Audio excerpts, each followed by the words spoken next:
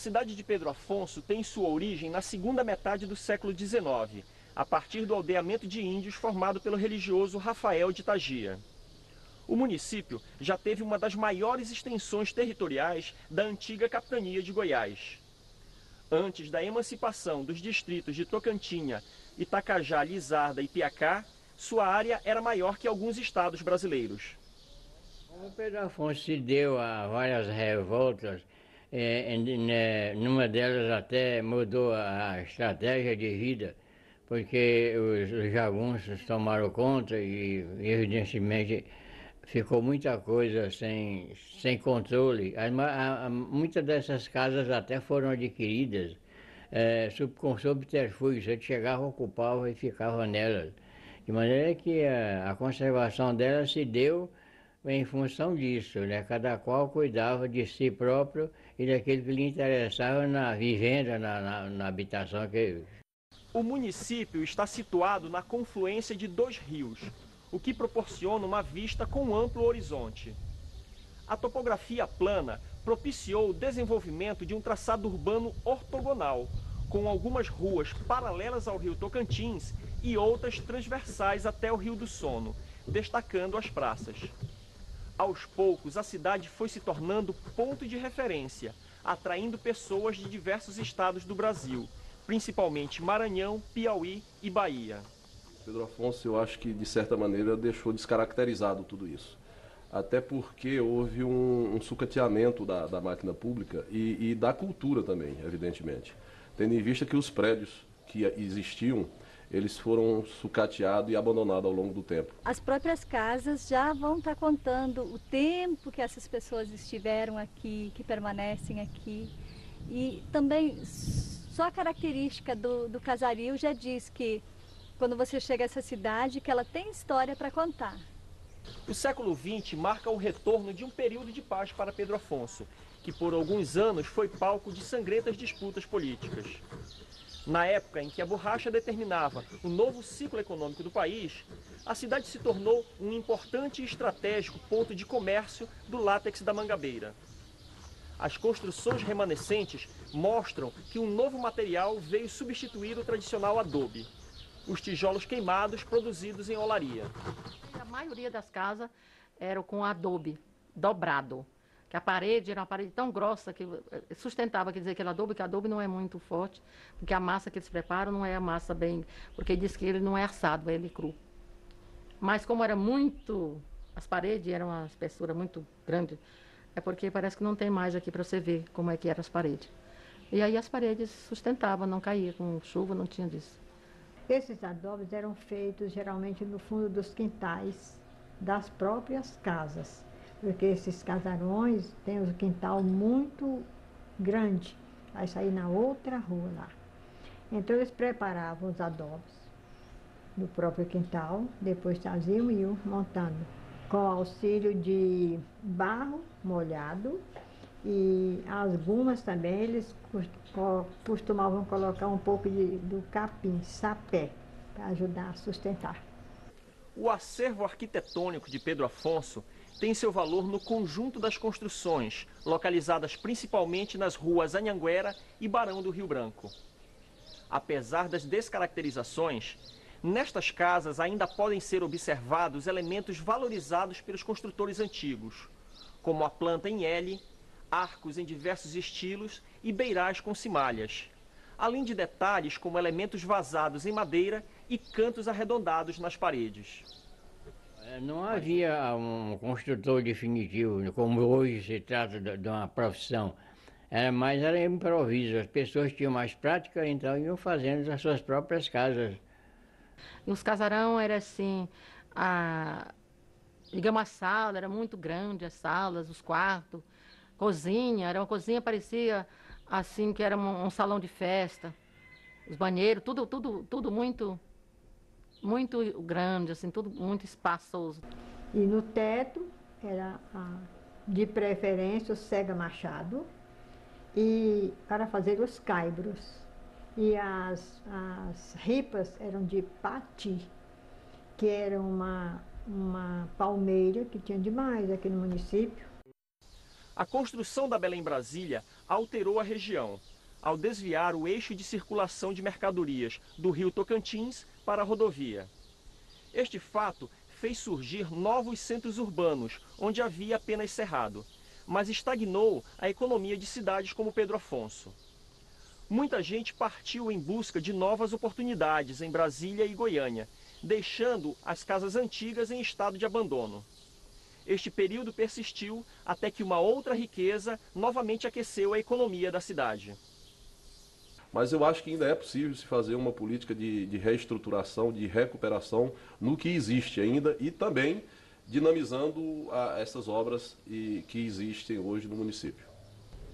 Com o desenvolvimento da cidade, com o desenvolvimento aqui, principalmente a agricultura, então se procurou sempre a fazer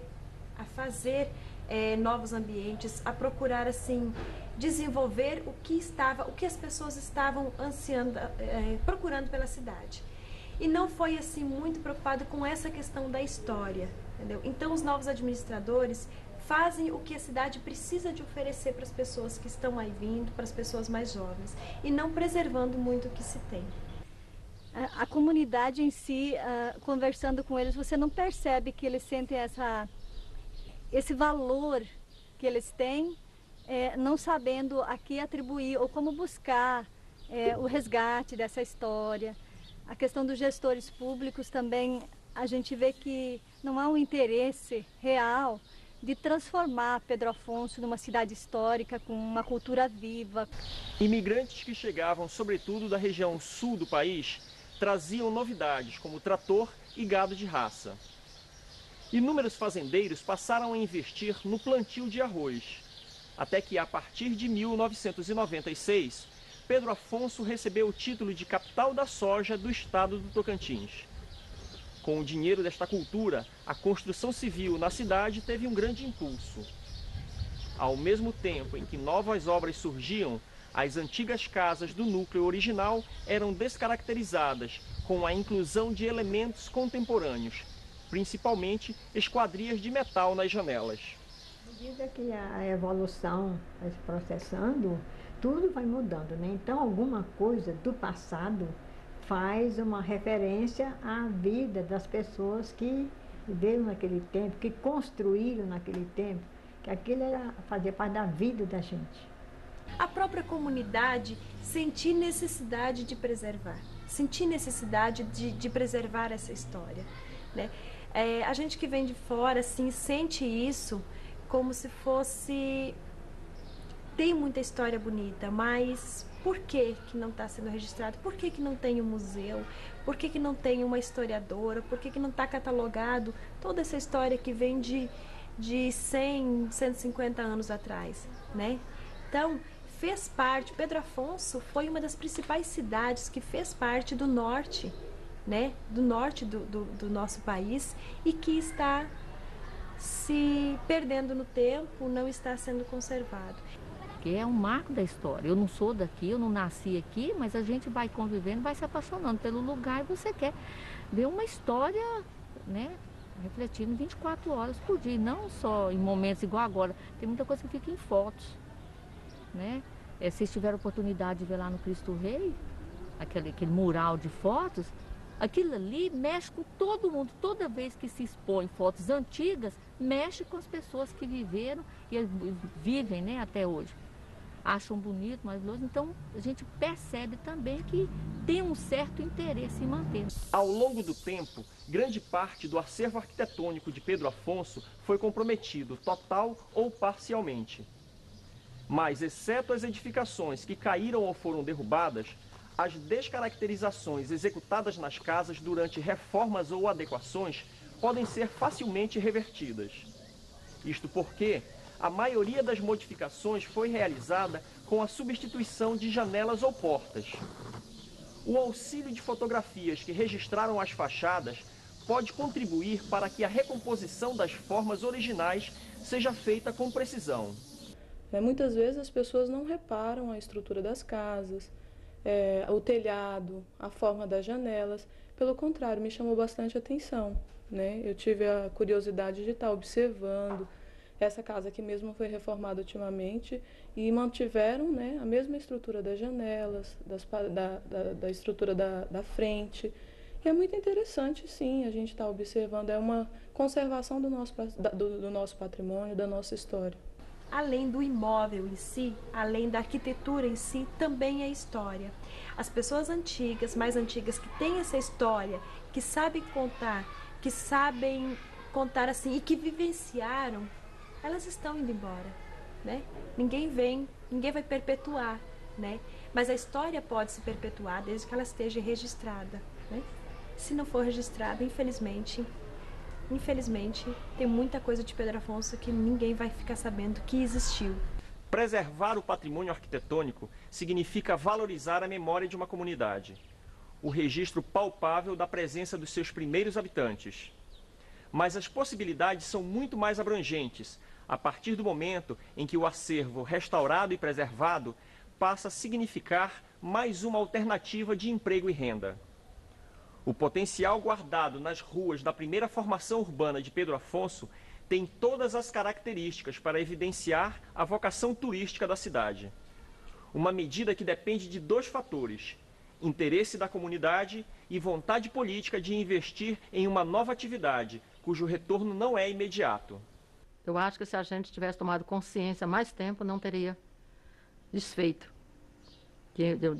Um jeito de conservar, não modificar. Então eu acho que isso é muito importante, conservar para os outros que vierem saber que os que passaram por ali fizeram alguma coisa, que é isso que deixaram para a gente.